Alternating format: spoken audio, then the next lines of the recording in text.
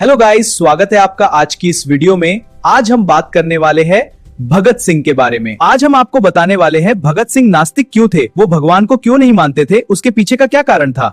कुछ लोग मानते थे कि भगत सिंह नास्तिक इसलिए थे क्योंकि उन्हें अहंकार था। उन्हें लगता था भगत सिंह बहुत बड़े क्रांतिकारी हैं, इसलिए वह भगवान को नहीं मानते। भगत सिंह उन्हें गलत बताते हैं।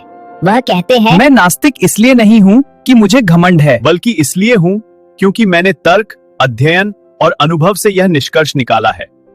उनका कहना था कि अगर कोई व्यक्ति केवल अहंकार के कारण भगवान को नहीं माने तो वह सही नास्तिक नहीं है। भगत सिंह बताते हैं कि बचपन में वह पूरी तरह आस्तिक थे। उनका परिवार आर्य समाज से प्रभावित था। वह प्रार्थना और धार्मिक ग्रंथों को मानते थे। भगवान और धर्म में उनकी पूरी आस्था थी। लेकिन जैसे जैसे उन्होंने पढ़ना शुरू किया, उनके विचार बदलने लगे। उन्होंने कहा, मैंने जब इतिहास, दर्शन और विज्ञान पढ़ा तब मुझे भगवान के अस्तित्व पर संदेह होने लगा।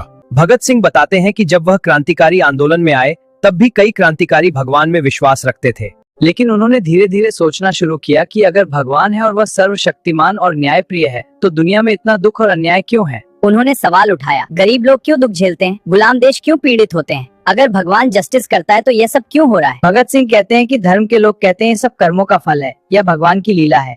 लेकिन भगत सिंह को यह जवाब संतोषजनक नहीं लगा।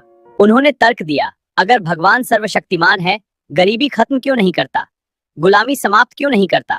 अगर वह ऐसा नहीं करता तो दो ही कंडीशन, या तो भगवान इतना पावरफुल नहीं है या वह दुख को रोकना नहीं चाहता। दोनों ही हालात में भगवान पर विश्वास करना कठिन हो जाता है। भगत सिंह कहते हैं कि बहुत लोग डर के कारण भगवान को मानते हैं, जैसे मरने का डर, दुख का डर, असफलता का डर।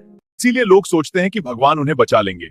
लेकिन भगत सिंह कहते हैं सच्चा क्रांतिकारी डर के कारण भगवान को नहीं मान सकता।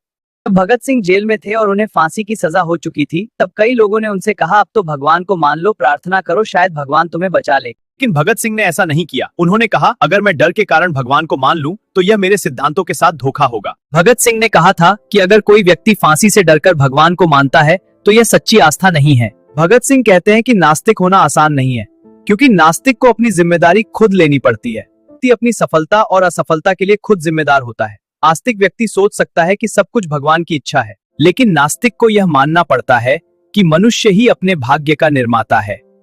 तो दोस्तों, आज की इस वीडियो में हमने समझा कि भगत सिंह नास्तिक क्यों थे। भगत सिंह की नास्तिकता पर आप क्या विचार रखते हैं, नीचे कमेंट में बताओ।